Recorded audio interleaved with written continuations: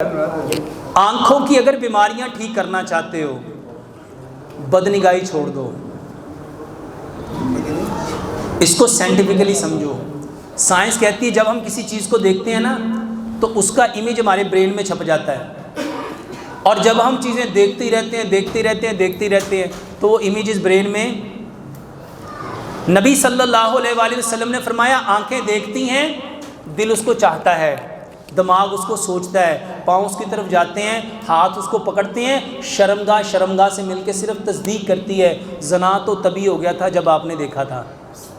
سب سے پہلی چیز اللہ قرآن میں فرماتا ہے اے ایمان والو اپنی نگاہوں کو جھکا لو۔ نظر تیز کرنے کا سب سے آسان حل اپنی نظر جھکا کے چلو۔ میرے بھائیوں کر کے دیکھو، جس کی نظر قریب کی خراب ہے، دور کی خراب ہے، دو نظر آتے ہیں، ڈبل ویژن ہے، اپنی نظر جھکا لو، اپنی نظر جھکا لو، اور دوسرے نمبر پہ لمبا سجدہ کرو، لمبا، اور تیسرے نمبر پہ میرے محترم بھائیوں اپنا تھوک اپنی آنکھوں میں ڈالا کرو، اپنا تھوک اپنی۔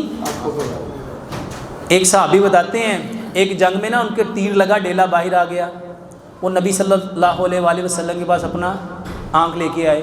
نبی صلی اللہ علیہ وسلم نے اپنا لعاب دہن لیا، اس کے اوپر لگایا اور آنکھ کو واپس رکھ دیا۔ وہ صحابی کہتے ہیں وہ آنکھ دوسری آنکھ سے ہمیشہ تیز رہی۔ اچھا اب ہمارے لیے کیا حکم ہے؟ نبی کے طریقے پہ عمل کرو، اپنی آنکھوں پہ اپنا سلائیوا لگاؤ۔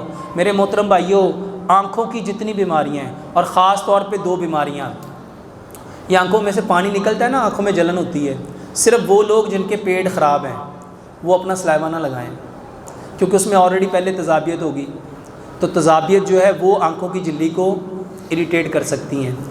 ورنہ رات کو آپ کیلا لو، کیلا اس کو 2 انچ کا کیلا اس کو نرم کرو، برش کے اوپر لگاؤ، اس سے دانت صاف کرو۔